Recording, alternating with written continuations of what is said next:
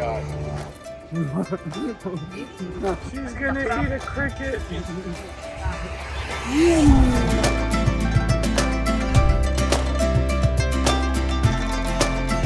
God, that looks incredible.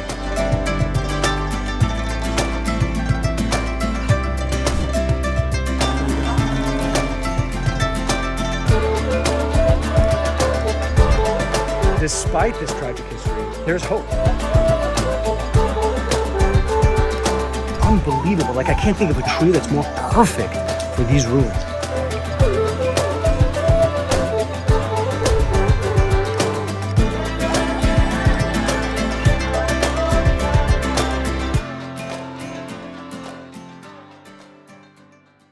Hi, this is Hamad and welcome to Final 50, where I travel to the last 50 countries on Earth. And on this journey, we are in the incredible country of Cambodia.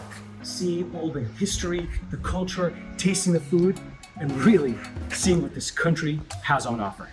This wasn't my first trip to Cambodia. I visited the country in 2008 on the back of a crazy around-the-world post-bar trip after law school. But this was different. I was finally visiting my partner's country and eager to see it through her eyes and with her family who still live in Cambodia. I knew it was going to be a unique adventure, like none I'd ever undertaken. More personal, more intimate, more raw. And I was excited to experience this unfiltered access to all the sights, sounds, and tastes of this incredibly historic and resilient nation.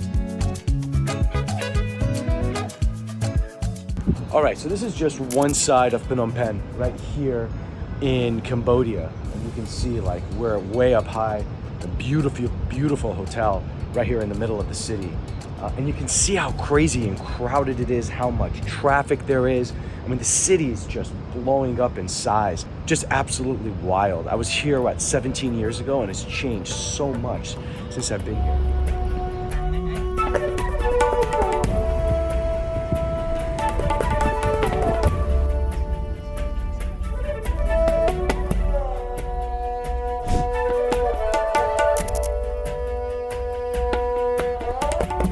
All right, so Kay, yes, my partner here, we're finally coming experiencing back to my childhood.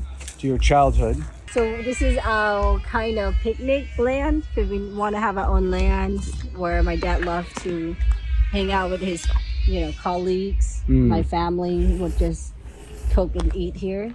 So what kind of plants do you have? So he plants a lot of Thai green mango, which is okay, and I think they were over there. He planted those. And then we now also have a very fruitful jackfruit over here. And tamarind up there. Tamarind up here. Bananas over there.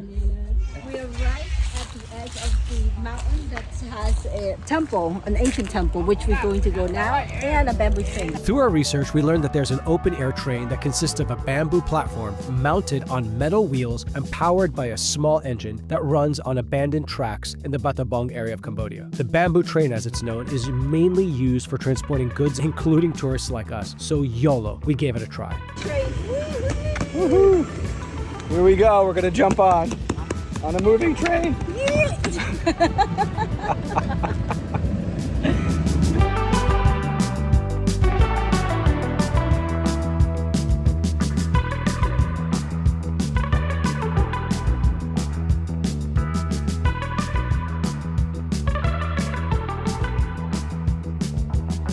Which started in the French colonial period. We're near the city of Battambang. We're now in Banak. And this was a cool way of providing transportation for local communities. And I don't know how practical it is, but it runs on gasoline and goes about 30 miles an hour. It's pretty fast. I want to show you the Prasad Banan, and translating to the Temple of Banan, and it's ANGKOR time. Oh, which is about how old? Centuries old. Centuries. So you're ready? I'm gonna say probably over 1,000 years. And it's all steps. It's like thousands of steps. 1,000 of steps. Are you ready for it? Am I ready for it? Many years ago, Kay went to this religious area called Banon with her parents, who used to visit her quite often, and they even donated money for its upkeep. That day, we climbed slowly to the top and had our fortunes read while saying a prayer by one of the locals.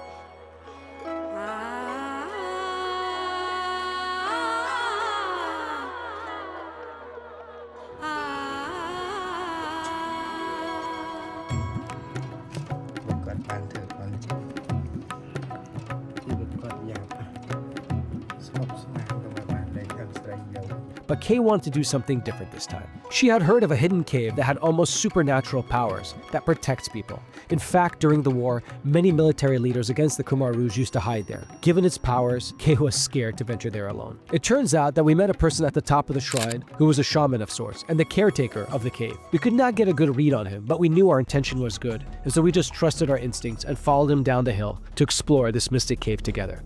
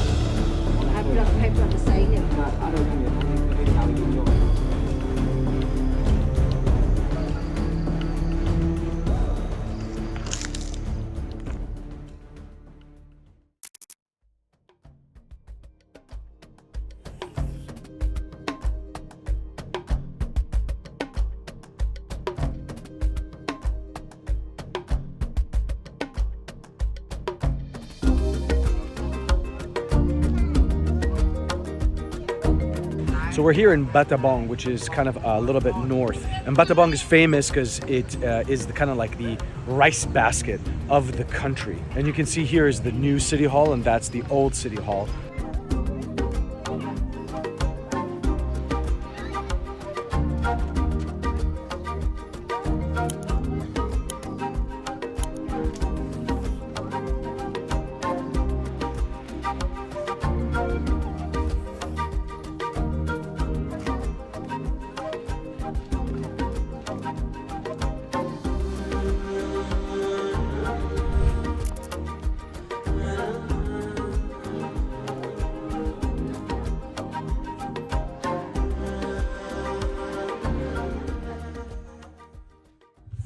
All right, heading to Angkor Wat. It's 5:15 on the dot.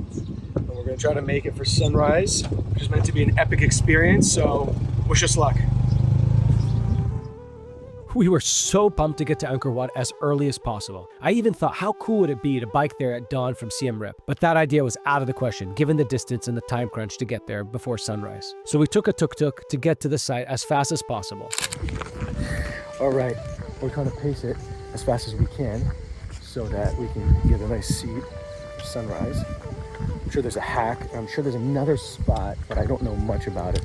So we're just gonna try to go with the masses. What's that? Yeah, we're small, so we're gonna freaking be nimble and try to find a spot. Here we go. Freaking 5:45, check in. Sunrise is at 6:30. Here we go.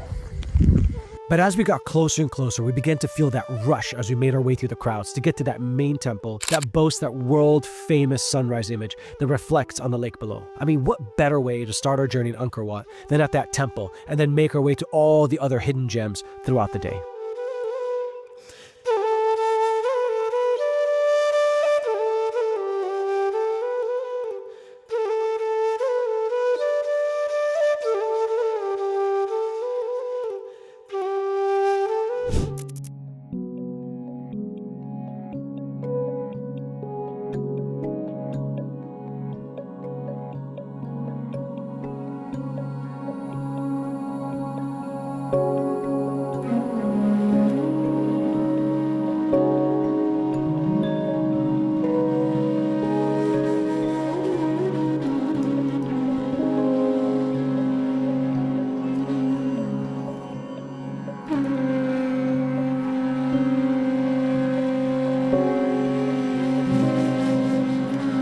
So we're kind of on the top of Angkor Wat right now, checking the temple out. The main center temple of this whole crazy area that's got so many acres of land, of temples, of just absolute beautiness. Incredible. It's like a world to be discovered.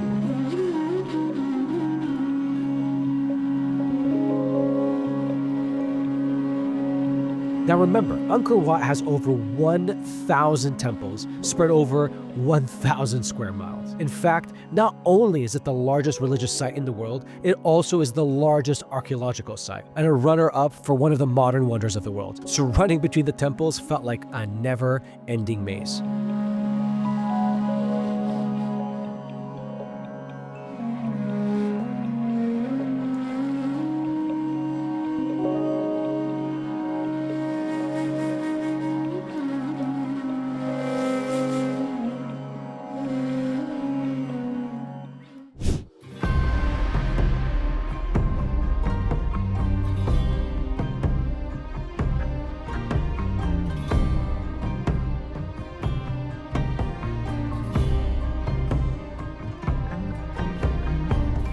All right, so to get between the different places in Angkor Wat, you really gotta get a tuk-tuk or a bicycle, maybe even an electric bike. But you just can't kind of walk around unless you plan to walk for days. And that's why people get 3-day passes. But it's pretty epic.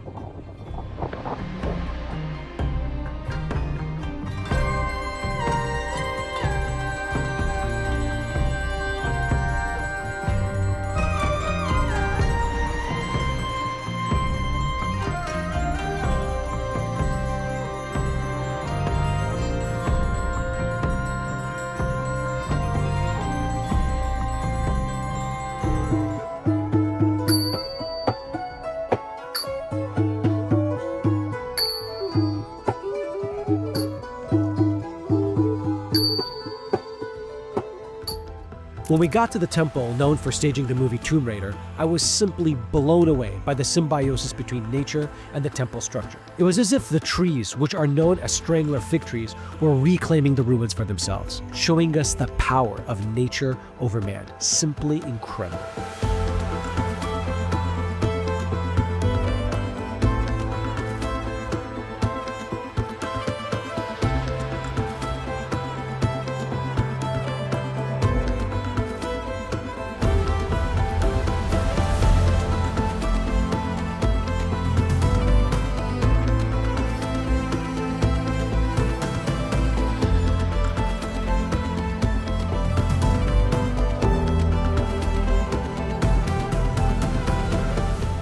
This is wild. This is where they actually filmed Tomb Raider, in this area right here. God, that looks incredible.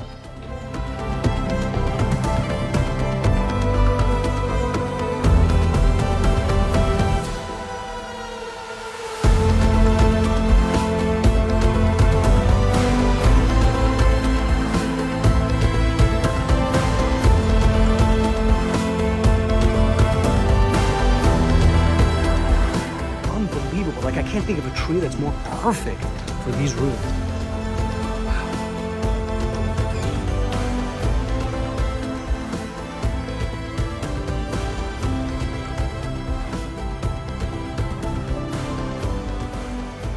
Look at the roots. It's as if they're literally exhibiting themselves for us. All the way up. Unreal.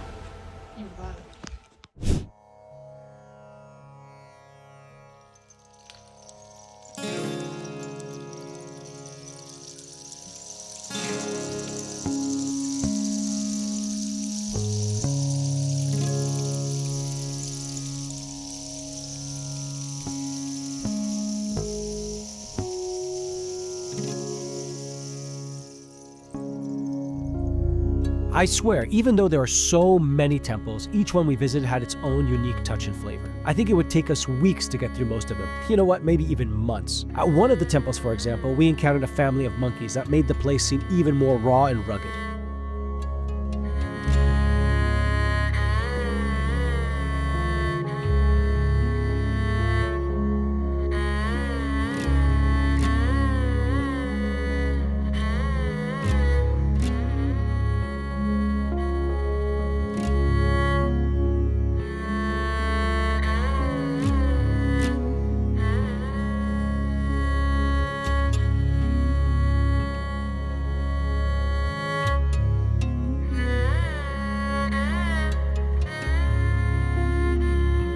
So this place is called Nyepwan. I'm gonna say it quickly because I'm probably gonna get it wrong.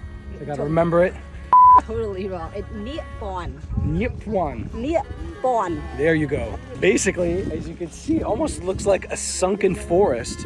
And then you have this part right here that we're gonna see that's kind of like a carved out part of this lake, which is again in this sprawling, incredible historical place. And in that section, like an island, there is a temple. So we're gonna go check it out right now.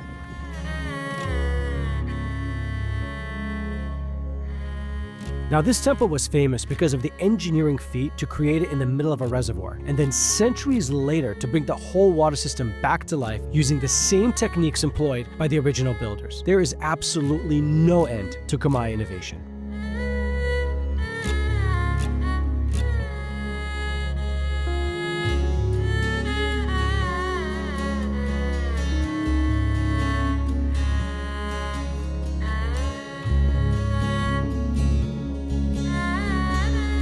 So you can see that these different entrances here in these prasads, these temples, the doors get smaller and smaller. So that as you're getting closer and closer to the center of it, especially you can see right there, they've got these steps. You've got to start to stoop so that you can pray to the Buddha, which typically is right over there. I already banged my head twice on this thing. Ow. See, you got to cower to get in. And then they have a light up here so that when the light comes right at noon, it comes right at the Buddha who's right there.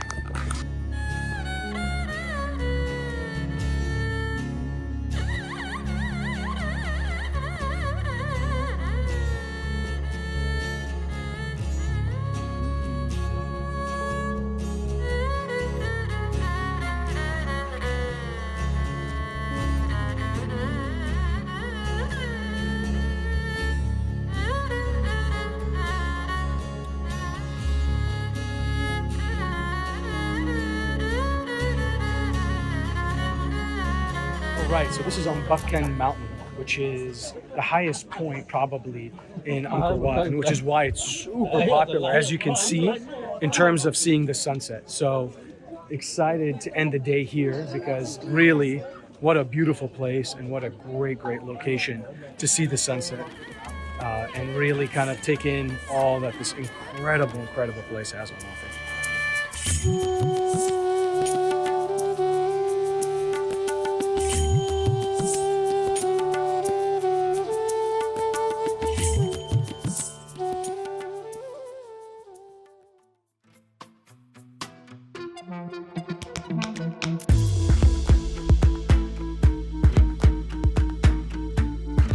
Right, so is this a traditional Cambodian breakfast? Yes, this is called Nobujo. So this is the rice noodle that you have with this soup. I'm gonna show you the soup here. It's a ground fish with lots of herbs and berries. It's delicious. And you eat it with a lot of vegetables.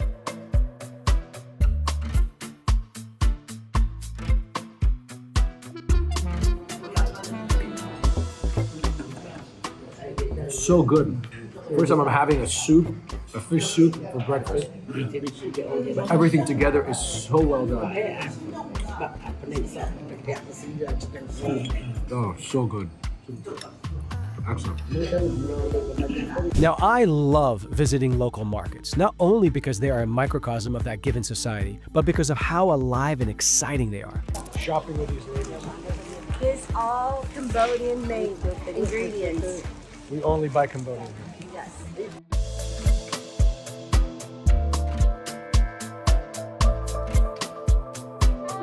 And of course, you get to see and taste all kinds of local delicacies that you may not find elsewhere. And this was definitely the case with the local market in Siem Reap, which had all kinds of fruits, veggies, snacks, and all kinds of things and souvenirs.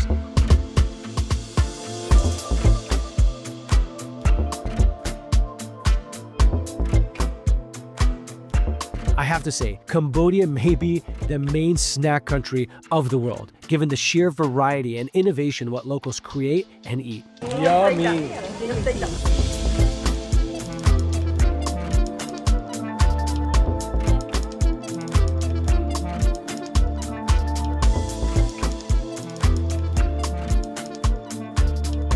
What's so cool is on the roadsides here in Cambodia, folks just kind of pull up, eat like just salt of the earth kind of food, sit in hammocks, eat, and then move on. It's such a food culture.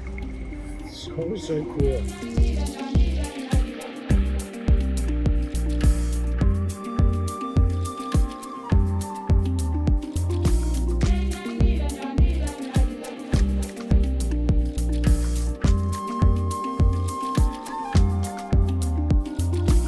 While we were driving through the countryside, I decided to ask Kay's mom her experiences growing up in Cambodia. The discussion began to shift to her personal experience during one of the darkest chapters in modern human history, namely the genocide that took place in the country during the 1970s. It was such an eye-opening conversation that gave me a completely different perspective of the country and what the people had endured.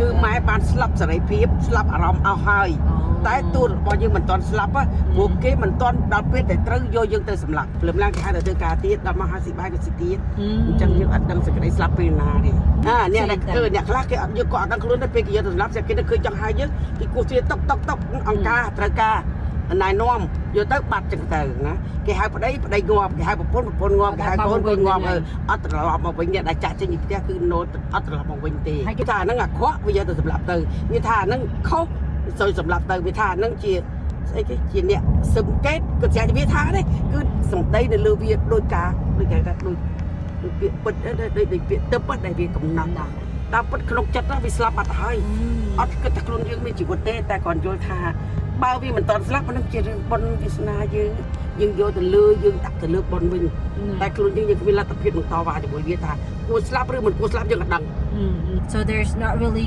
hope for life. There's no hope for tomorrow, and accepting the fact that your time will be here tonight or when you hear that knocking.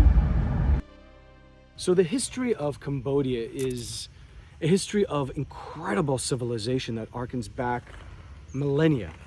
But in the midst of that, and especially in the modern era, there's been so much violence perpetuated right here in Cambodia. Whether it was the French occupation or the Japanese occupation, or basically gaining independence and the next thing you know, ending up fighting a war with the Vietnamese and the Americans, and then amongst themselves in terms of civil strife and what we know as the genocide of Cambodia. And so right here in Siem Reap, they have the largest war museum with the most kind of equipment that's kind of scattered everywhere, from artillery pieces to tanks, amphibious assault vehicles, guns, bazookas, you name it, they've got it all here.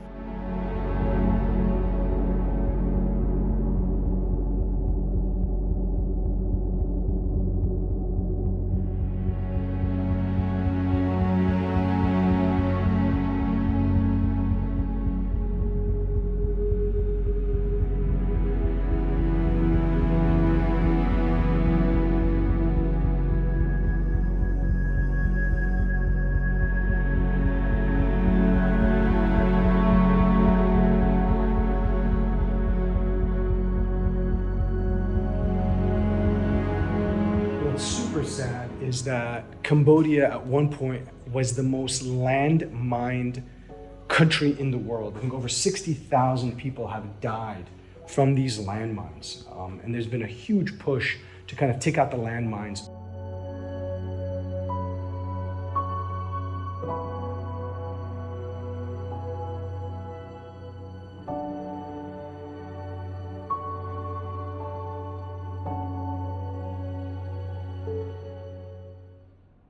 I'd been to the killing fields before, but with the backdrop of what I learned from Kay's mother, it felt a lot more real, a lot more visceral. Frankly, it's scary how humanity can stoop to such depths of systematic and intentional harm.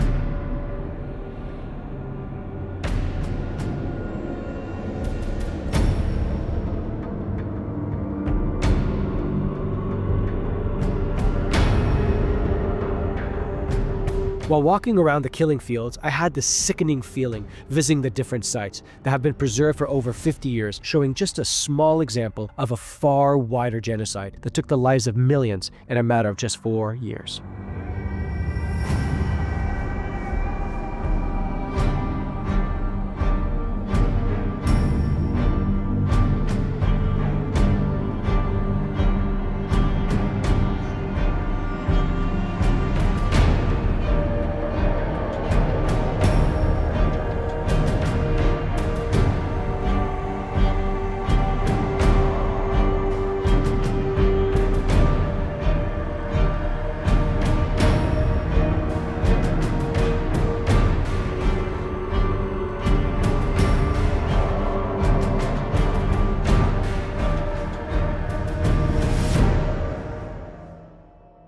Kay decided to remind me, to remind you that despite this tragic history, there's hope, obviously. Economic reform, life expectancy has increased, literacy has increased. You have folks coming back to Cambodia to live here. So there definitely is hope.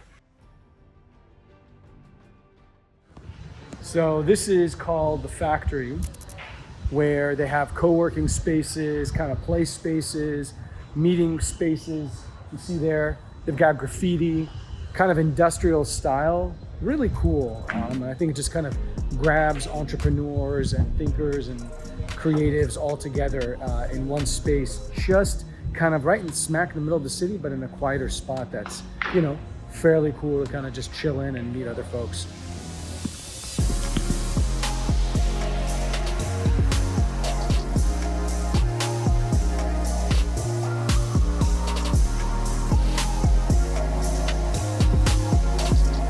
All right, so super lucky because today we are in the company of a true Cambodian youth, innovators, creatives, and they were really kind enough to have a conversation with us. So I just quickly want to get their feedback really on two fundamental questions. Kind of why are Cambodians coming back to Cambodia, who lived abroad and wanted to stay abroad but now are coming back, and then also where do we see the future of Cambodia, especially from the youth and the creatives. So let's get into it.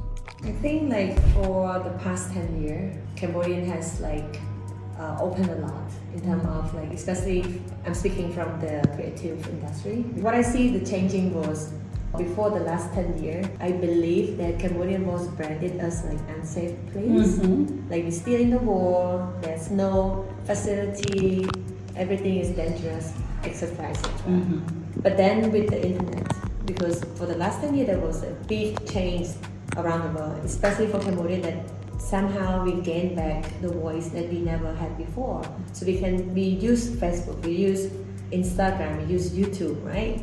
And especially with the youth, that be able to actually see what is happening in the world.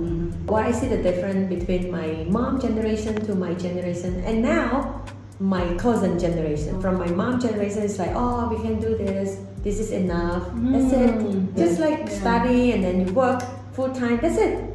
But for us, no, there's more opportunity. I don't want to get married yet, I want to explore life. And then to Gen Z, they're even more brave than us. Life 1, 2, 3, 4, 5. I want to do this. I want to do that. So to me, I think somehow Cambodia is not just us Cambodian alone, but we somehow adapt a world culture. We should never forget the root as well. Even though we adapt the world culture, but I hope it still maintain the balance.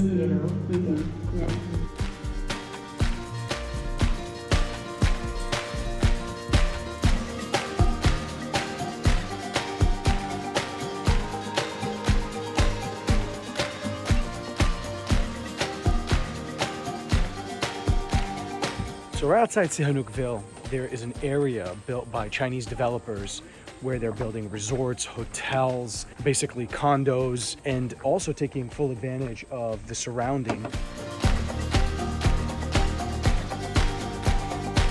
It turns out that for over 2 decades, Cambodia's economy was one of the fastest growing in the world at almost 7% per year, with China being the largest source of foreign direct investment, which we saw all over the country. From major infrastructure projects like bridges, airports, and roads, to tourism and hospitality, exactly like this area outside of Sihanoukville. Sadly, all of that came to an abrupt halt during COVID.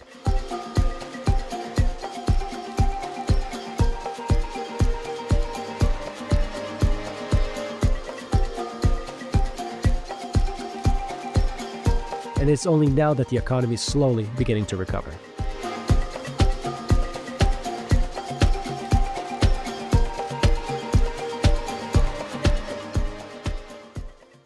All right, so we're about to go into the King's Palace, and the rookie right here made the first mistake, which is that you can't wear a scarf on your bare shoulders. You've got to wear a shirt. Voila, now she is palace ready.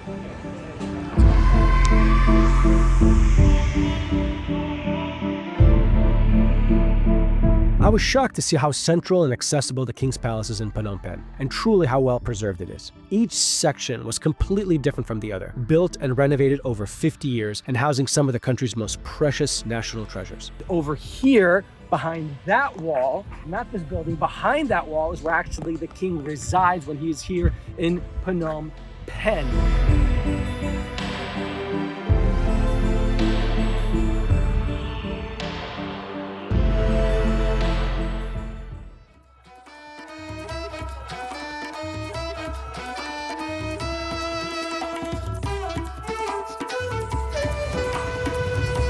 My favorite. Oh my God.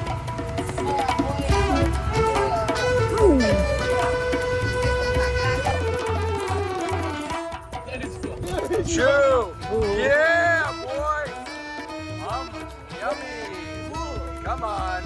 But like all major towns in Cambodia, the nightlife is incredible, filled with food, music, dancing, shopping, and even little motorcycles that we had to try. It felt like being a kid all over again.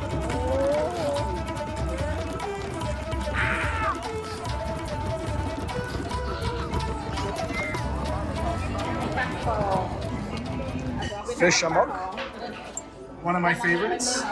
And this is also fish with these little flowers, as you guys can see right here.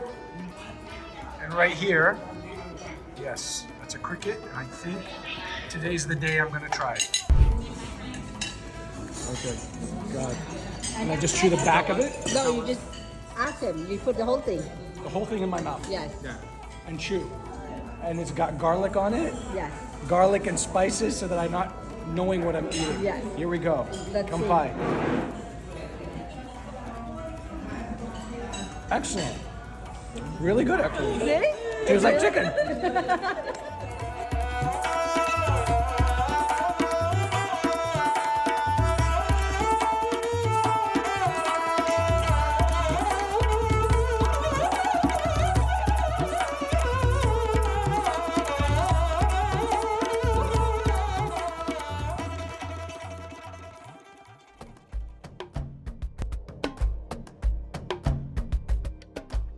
Kind and forgiving, hopeful and resilient. These are just some of the words that describe the people of Cambodia. This is a country that has such a storied history, ranking its artifacts among the most beautiful in the world. A country with cultural and religious practices that have transcended millennia, a rich and eclectic cuisine, beautiful topography, and incredibly gracious citizens. Yet it had to go through absolute hell to get on the path to heaven, and thankfully, that is where the country is heading today. I think there's no going back. I'm so grateful to have seen Cambodia's mountains and rice fields, towns and shores, to have meditated in the temples, to have tried so many different delicious foods, That's tangy. experienced the cultural practices, and all of that with the hospitality and grace of Kay and her incredible family that I'm indebted to. Akun. I know I'll return, and likely return often, to this magnificent land of the Khmers. Well, I hope you enjoyed this journey in the incredible country of Cambodia and saw how much this amazing place has on offer. Have you been to Cambodia before? If so, please put in the comments below. I'd love to learn more about your experiences and also know where else I can explore when I come back to Cambodia. In the meantime, thank you for watching. Stay curious, and we look forward to seeing you on our next trip.